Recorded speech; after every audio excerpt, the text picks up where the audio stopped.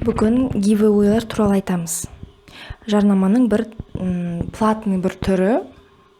Қазіргі заманда трендке айналған біраз, конкурс деген естіген шығарсыздар. Енді сіздер блогерлік жолды енді бастағандықтан особо біле бермейсіздер, бірақ бізде уже көп қыздар оны біледі, қалай екенін уже бастарынан өткерген. Сіз мүмкін естігенде шығарсыздар, идется набор на спонсоры, giveaway, конкурс деп. Немесе крупный жұлдыздардың, блогерлардың жасап жүрген жаңа конкурстарын көргенсіздер по-любому. Мысалы машина, квартира разыгрывать етіп жатқан, қаншама подароктар, айфондар. Ол жерде шарт всего лишь подписка жасау 40 адамға, 50 адамға деген сияқты. И вы можете выиграть деп. И барлықтарымыз по-любому қатыстық. Кезінде мен де қатысқам, кейде қазірде қатысам. Яғни бұл жерде понятно, да, что определенный выгода бар. Ол конкурс жасағаннан ол адамдарға просто так сыйлық сыйлай салмайды, просто так ақшаларын бере салмайды, просто так машина сыйлай салмайды ғой. Ол жерде бір подвох бар екенін барлық адамдар біледі, түсінеді. Дегенмен де шынымен де бір затты ұтып алу мүмкіндігі болғандықтан неліктен қатыспасқа деп көп адамдар қызығып қатысады. Giveaway-да спонсорлар болады, оны білесіздер, жаңа подписка жасау керек деген адамдардың барлық спонсорлар, яғни ол спонсорлар сол гифқа қатысу үшін өздерінің қаражаттарын бөліп, барлықтарын қаражат қосылып, сол жерден жарнамаға ақша бөлінеді, и жаңағы сыйлыққа ақша бөлінеді да, и соның барлығымен ұйымдастырылған нәрсе. Жалпы осы giveaway не екенін соған тоқтала кетейік. Giveaway деген ағылшыннан аударғанда сыйлық, сыйлау деген сөз. Giveaway дейді. Яғни сол конкурстар, который розыгрыштар адамдар жасайтын, крупный. Ол масштабный розыгрышқа жатады. Осы жаңағы спонсорлардан сыйлықтар немесе ақшалай сыйлықтар. Уже жаңа подписка жасау керек барлық организаторға, жаңа немесе друзьянды отметить ету керек, лайк басу керек, комментарий басу керек деген сияқты. Яғни шарттары өте оңай. Бұл жерде адамдар қатысу үшін, массово көп, чем больше адам қатысады, тем лучше, да, уже понятно. И адамдар активно қатысу үшін бұл жерде жарнамасы жақсы болу керек сол гифттің. Және сыйлайтын сыйлықтарды жақсы болу керек. Яғни қымбат болу керек, стоящий болу керек, да, чтобы адамдар жақсы қатысатындай. Адамдар негізі тоже қарайды, егерде онша емес болса қатыспауы да мүмкін. Giveaway определенный бір күнде басталады.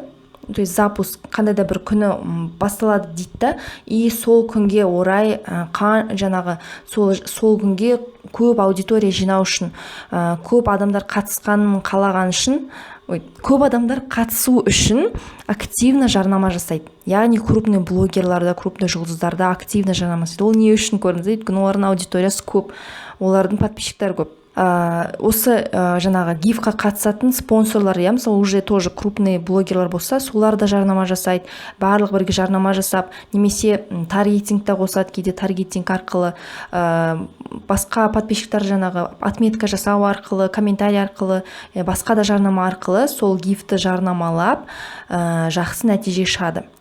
И гиф біткен уақытта әдетте жаңағы гифқа қатысқан барлық участниктарды қазір уже специальный спискқа, тізімге қояды Excelге, и олар автоматически жаңа гифқа қатысады. Сосын прямой эфирда жаңа гифті өткізіп, случайный числомен ұтқан адамдарды анықтап, соларға хабарласып, солай честно өткізіледі. Басында бір-екі нәрселер болды. Қазақстанда да, Ресейде честно өтпеген, әділ емес өткен гифтар болды. Бірақ ол ешкімге выгодно емес. Қазіргі заманда барлық гифтар выгодны, барлық гифтар әділ өтеді, себебі адамдар оны біледі, түсінеді, өйткені ол жерде репутация жатыр, қаншама ақша жатыр, и шынымен де ол ондай алдайтындай зат емес, өйткені оған шынымен бизнесмендер, бизнес парақшалар, блогерлер қатысады, спонсорлар шынымен де живой ақшаларын беріп, организаторлар ұйымдастырып, жұлдыздарға жарнама жасалатын дүние, сондықтан ол 100% рас өтетін нәрсе. Өйткені ол ешкімге ондай керек емес та. Қазіргі заманда әртүрлі фишкалар да пайда болып жатыр. Әр адамға сыйлық деген сияқты мелкий сыйлықтарды көбейтеді, жаңағы, чтобы әр адам ұта алатындай деген сияқты. Немесе сертификаттар разыгрывать етеді на услуги, скидки деген сияқты. То есть, чтобы көп адам ұтатындай. Және бұл жерде қандай фишка, жарнама үшін біз қалай оны қолданамыз. Яғни гифта спонсор болу арқылы адам қандай да бір парақша, өзінің парақшасына қандай да бір количествода подписчик жинай алады. Ол дегеніміз кем дегенде 5 мың, 7 мың, 10 мың, тіпті одан да көп, 20 мың, 30 мың, 40 мың, 50 мыңға шейін бара алады. То есть зараз сіз бір үлкен крупный гифқа қатысып, спонсор ретінде қатысып, өзіңіздің парақшаңызға 50 мың подписчик жинай аласыз. Ойлаңызшы, зараз сізге 50 мың подписка келеді. Бұл жерде әрине өзінің подводный каменьдары бар, сол туралы сіздерге айтамын, что это все не просто так. И важный момент бар, жаңағы гифтардың да түрлері бар. Өйткені ол аудиторияға да байланысты, бет алды барлық гифтарға қатысуға болмайды. Өйткені мысалы мамочкаларға арналған гиф бар, яғни уже енді приздары, там коляска, кроваткалар, балаларға байланысты заттар да. А есть более масштабный, более универсальный гифтар бар, ол яғни сыйлықтар, жаңа iPhone, путешествие, ноутбук деген, ол жерде в основном жаңағы целевая аудитория мужской адамдар да қатысады, әйелдер де қатысады, жастар да қатысады деген сияқты. То есть ол соған да қарау керек. Енді қараңыз, енді біз жарнама ретінде қарастырамыз. Например, сіздің парақшаңызды дамыту үшін, сізге сразу көп подписчик жинау үшін спонсор болып гивэуэйға қатысу варианты, яғни бұл жерде сразу сіздердің барлық иллюзия, волшебство, магияны алып тастаймын. Бұл жерде ешқандай иллюзия болмау керек. Ол дегеніміз былай, сізге мысалы 10 мың подписка келеді дедік, бірден мысалы келді, 10 мың подписчик. Ол дегеніміз сізге ол адамдар сізді жақсы көріп, сізді ұнатып подписка жасамайды. Ол адамдар, гифтқа келген адамдар, олар тупо сол сыйлықты ұту үшін, сол гифтқа қатысу үшін ғана сізге подписка жасаған адамдар. Но бір жағынан ол количествоға үшін, сіздің подписчиктарыңызды резко өсіру үшін, дешевый подписчик дейді, оның несі, сондай үшін можно негізі жасауға. Немесе сізде бір крупный бизнес сеть, например, аптека или бір көп адамдар керек бизнестар болады ғой, вот сондай болсаңыз, онда өте керемет. И бұл жерде сізге келген подписчиктарды сізді жақсы көріп, сізді ұнатып, сіздің парақшаңызды назар аударту үшін сіз гифқа қатысқан кезде сіз өзіңіздің контентіңізге вовлекать етуіңіз керек. Сіз өте активный болу керексіз. Ең күшті деген посттарыңызды шығарып, сол гиф болып жатқан кезде интерактивтар, яғни розыгрышы дейді ғой, сол гиф кезінде розыгрыш жасасаңыз, ол посттардың охваты да өседі. Қаншама спонсорлардың арасында сіз көзге түсу керексіз, көрдіңіз. И олар сізге подписка жасағаннан кейін 1-2 күн ішінде сіздің посттарыңыз оларға ленталарына шығып тұрады. Өйткені сізге енді жазылды ғой, сол моментті пайдаланып сіз көзге түсе қалуыңыз керек қой, өзіңіз жайлы айта қалуыңыз керек. Яғни сіздің жіберетін посттарыңыз уже соны ойластырып отырып жіберуіңіз керек. Ең күшті фотоларыңызды, ең күшті қызықты, провокационный тіпті, олар комментарий жазуға итермелейтін, лайк басуға итермелейтін посттарыңызды шығаруыңыз керек. Активный болу керек сол жағынан.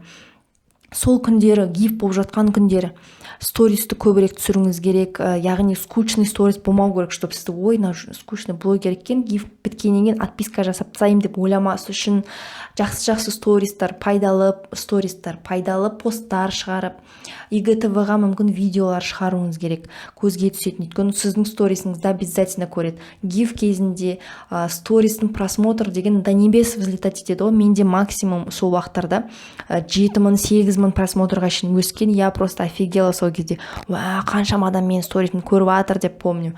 Сондай болады. Сол кезде сіз өзіңізге максимально ынтық қылдыруыңыз керек қой. Прямой эфирға шығуыңыз керек. Прямой эфир деген өте керемет, адамдар сізді вживую көре алады. Және көп спонсорлар прямой эфирға аз кіретіндіктен сіз сол арқылы ерекшелене аласыз. И өзіңізді көрсете аласыз. Бір полезный тақырыпта жүргізе аласыз. Сұрақтарға жауап беру арқылы өзіңізді көрсетіп, кейбір адамдар пост оқыған кезде адам жайлы басқаша ойлайды, ол өзінше екен, андай екен, мындай екен дейді. Ал вживую көрген кезде, сіз такой веселый екенсіз, жақсы екенсіз, такой душевный, әңгімені күшті айтады екенсіз деп сіз есте қалып қоясыз. Сондықтан міндетті түрде giveaway болып жатқан кезде прямой эфирға кіру керек. Адамның есінде солай ғана қала аласыз. Одан кейін гиф біткен кезде, мысалы уже розыгрыш бітті, ойнатылды, ұтқан адамдар анықталды, ұтпағандар қалды деген сияқты. Гиф біткеннен кейін міндетті түрде сізден қаншама адам отписка жасайды. Қазір среднем отписка саны 30% дейді негізі. ол орташа есеппен, иә, ол самый лучший вариант, когда 30% отписывается. Мысалы, сізден 10 мың подписчик келсе, 30% 3 мың адам бірден сізден отписка жасайды. Бұл сіздің Инстаграм статистикаңыз үшін өте жаман. Себебі Инстаграмның алгоритм бойынша Инстаграм былай ойлайды: так, мына парақшадан резко 3 мың адам отписка жасады, неге екен, значит бұл парақша адамдарға керек емес дейді да. И сіздің посттарыңызды уже жаңағы 3 мың адам кетіп қалды, қалған 7 мың адамға уже аз көрсету мүмкін.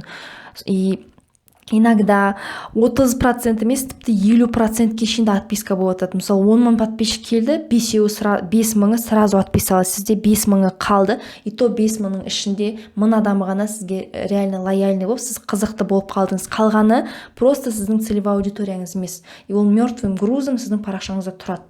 И адамдар ойлайды да, сізде 30 мың, например, менде 30 мың подписчиктің барлығы активный емес. Білетін адамдар оны біледі. Ол мен гифқа қатысқан подписчиктерім в основном активный емес.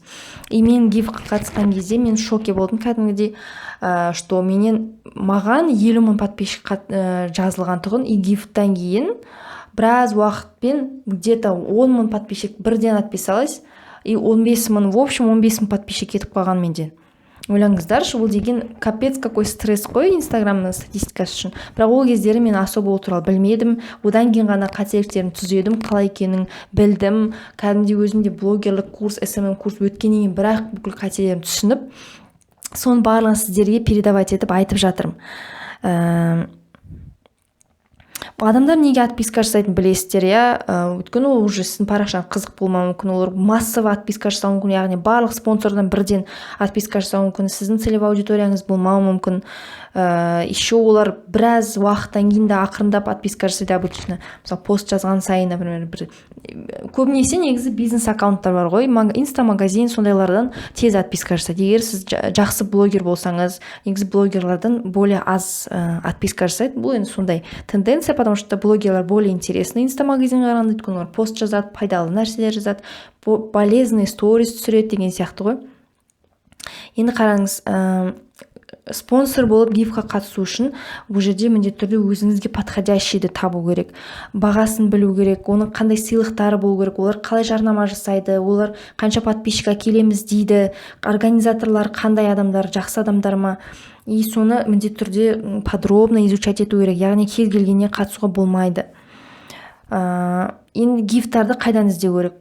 Қазір көбінесе чаттарда болады, өзі личкаға да жазады. Бір рет гифқа қатыстың ба, все уже WhatsApp-ға келіп тұрады. Өйткені олар несте тоже масс-фолловинг жасайды да, сіз гифқа қатысқан біліп алады да, спонсор екеніңіз. Басқа гифтің организаторлары өзіңіздің номеріңізді тауып WhatsApp-ыңызға жазады. Ал вообще әрине мен сіздерге айтамын, менен сұрасаңыздар болады, бізде қыздардан сұрасаңыз болады, бізде чат не үшін, иә, бізде қыздар көп уже гифқа қатысқан, білет, солардан сұрасаңыздар болады. И өзіңіз оқитын блогерлар жасауы мүмкін, олар тоже стористарын шығарып та спонсор іздейміз деген сияқты. В общем, өте оңай, поисковиктен де тапсаңыз болады, но проверенный организаторларға ғана бару керек, яғни оны мен сіздерге әрине айта аламын, көрсете аламын. Гифтардың бағасы қанша? Бағалары өте әртүрлі. Ең қымбат дегендері, енді бұл деген слишком қымбат бағалар болған, неадекватный бағалар бар, и оған да адамдар қатысатын. И қазір тенденция кішкене азайды, негізі бағасы да түсті, бұрын қымбат болатын. Мысалы, Қайрат Нұртас дегендердің гифтары өте қымбат болады.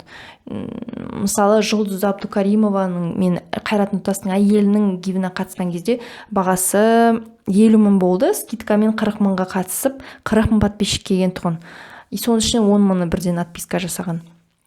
Сондықтан былай, егер мысалы 10 мың подписчик әкелеміз десе, мысалы, я организатор примерный болжаммен осындай не айтады да, гарантия береді да, 10 мың подписчик точно келеді осы гифтан десе, значит, ол гифтің бағасы примерно 20 мың сондай болады.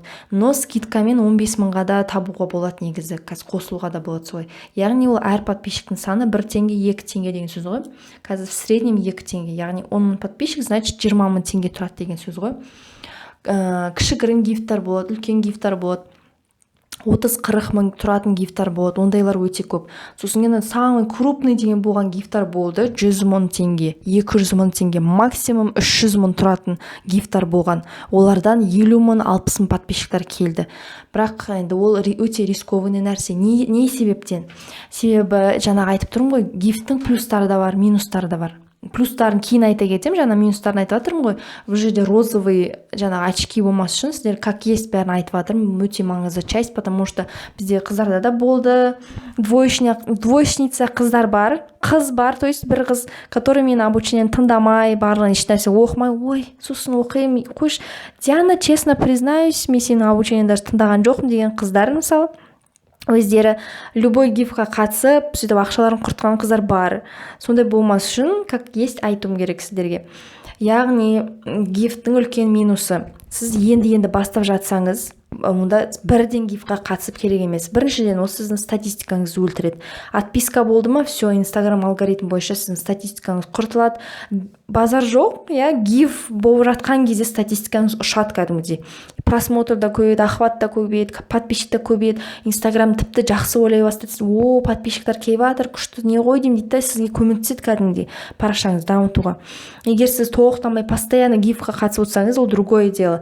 А если сіз гифқа қатыстыңыз, гиф бітті, и сізден адамдар отписка жасаған, ол сіздің статистикаңызға өте қатты влияет. Лично менің басымнан ол өтті, и мен оны білем, не үшін айтып жатқанымды. Екіншіден минус, и сіздің целевой аудиторияңыз болмауы мүмкін.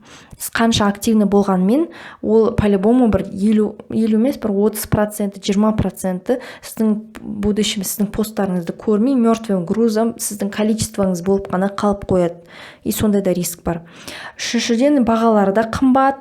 Бұл жерде организаторға да қарау керек, обещанный, гарантированный подписчиктар келмеуі мүмкін. Сондай нюанстар бар да.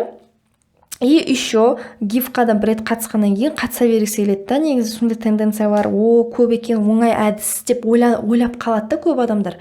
Жақсы ғой, ақша төлей саласың, сразу подписчик жиналады, все, мен блогермін, солай жүре беруге болады ғой, басымды қатырмай, блогерлермен жарнама жасамай-ақ, таргетинг жасамай-ақ, күшті пост жазбай-ақ, сөйтіп дамыта салуға болады ғой деп ойлауға деген үлкен риск бар.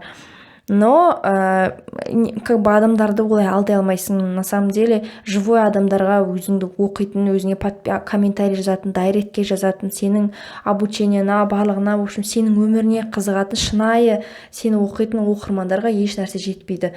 И ондай өтірік подписчиктар как бы тоже керек емес.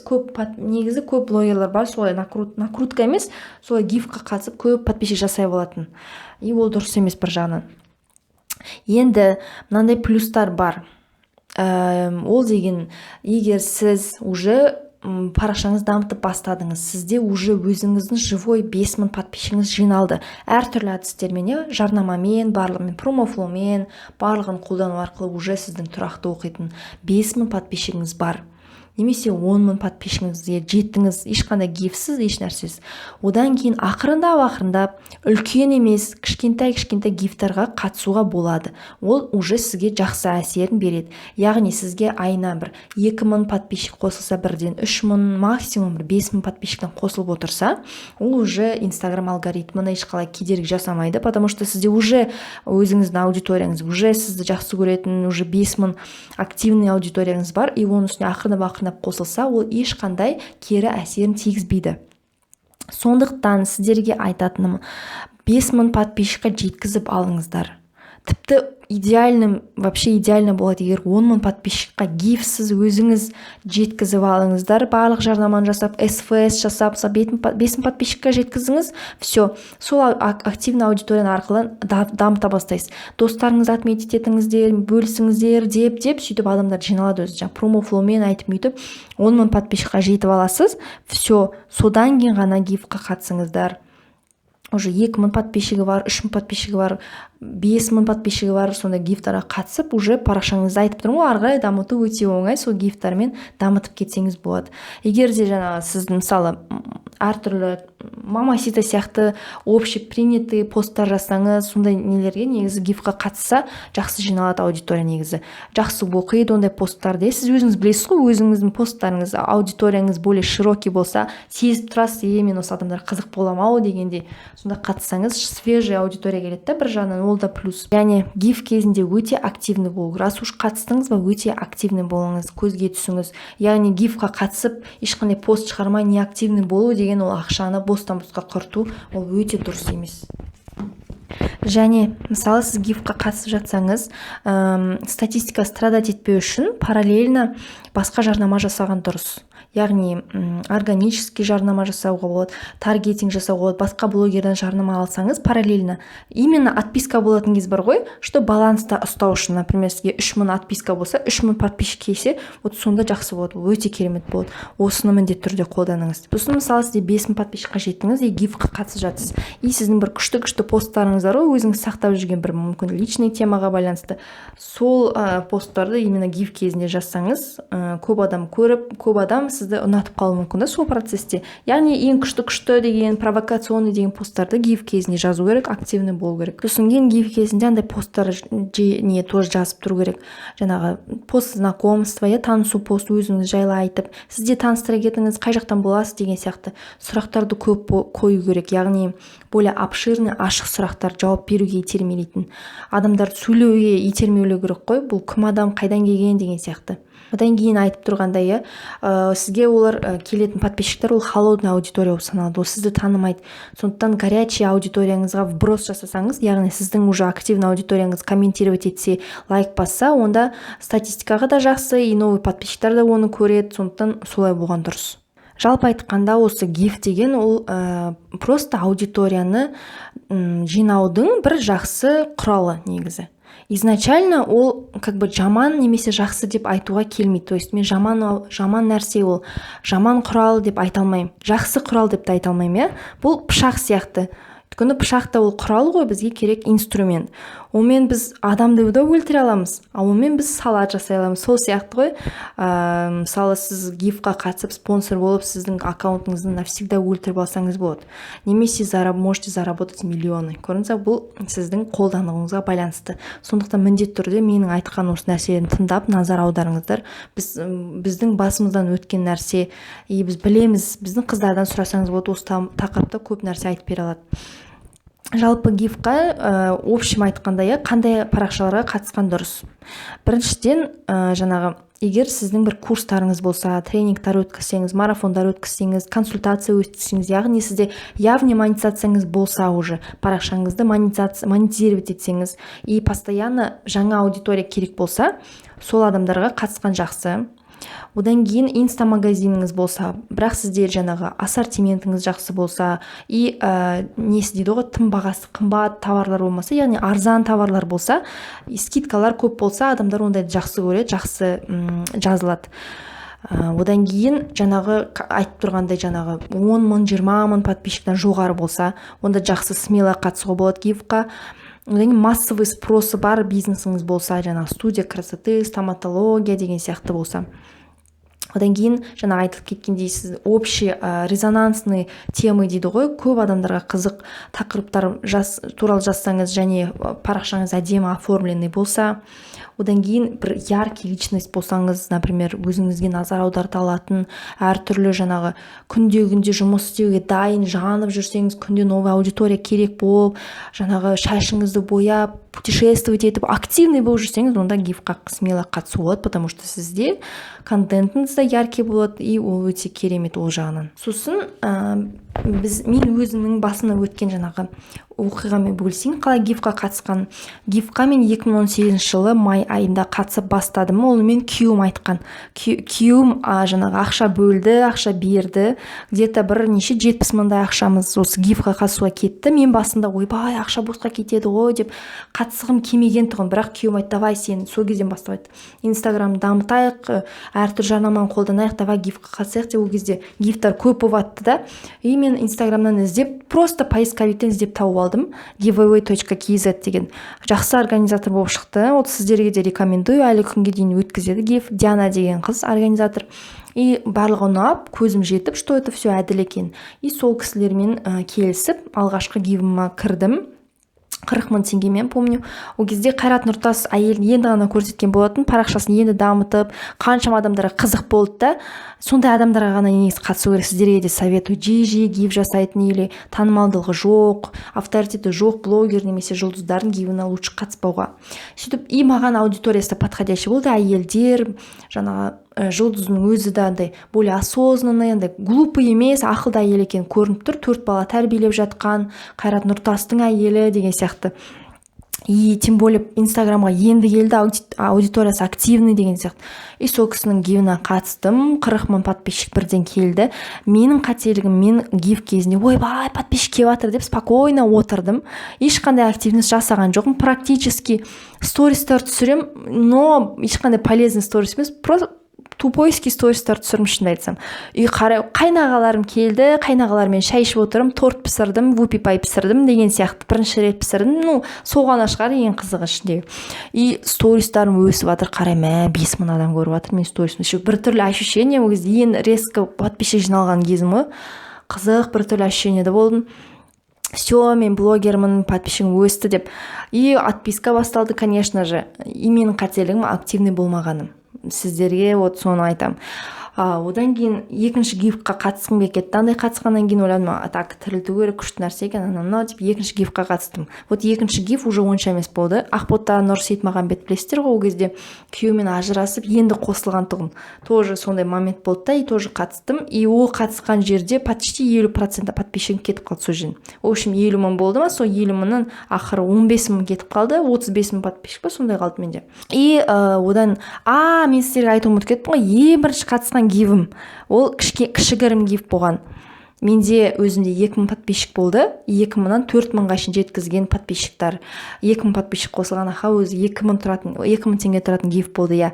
И мен өзімде жарнамалап, ол жерде мен ақша төлеген жоқпын, өзім подушкамды ұсындым. Кішігірім гиф болды, 30-тарда кішкентай чурбан, подушка, сондай ақшалай деген сияқты сондай болды. Қатыстым, бір ай ішінде 2000 подписчик келді. Ол подписчиктер до сих пор бар негізі даже. И жақсы болды, ұнады. Содан кейін ғана резко крупныйға қатыстым. Сол подписчиктарым өсті. И ары қарай дамыта бастадым. В общем, статистикам кішкене түсті. Ақырындап өзім усилиямен көтеруге тырыстым, но менің үлкен қателігім сол кезде активный болмағаным. И мен өзім қыздарымды үйреттім, и олар біледі. Олар тоже гифтарға қатысты, и мен солардың жаңағы нәтижелеріне қарап түсіндім, что реально егер гиф кезінде активный болсаң, жақсы нәтижеге жетуге болады екен. Себебі олардың аудиториялары, статистикалары менікіндей түсіп кетпеген. Жақсы деңгейде біздегі қыздар көп гифтарға қатысып кәдімгідей аудиториялар активный болып жатыр. Өйткені өздері де сол кездерінде активный болып посттарын жақсы жазып, сторис түсіріп, прямой эфирға кіріп сөйтті. Сондықтан сіздер де солай істесеңіздер, сіздерде де сондай нәтиже болады. Егер осы гиф бойынша сұрақтар болса, тоже сұраңыздар. Надеюсь, барлығын түсіндіре алдым. Барлық важный моменттерді айттым. Барлық өзімнің опытыммен бөлістім. Сонымен осы.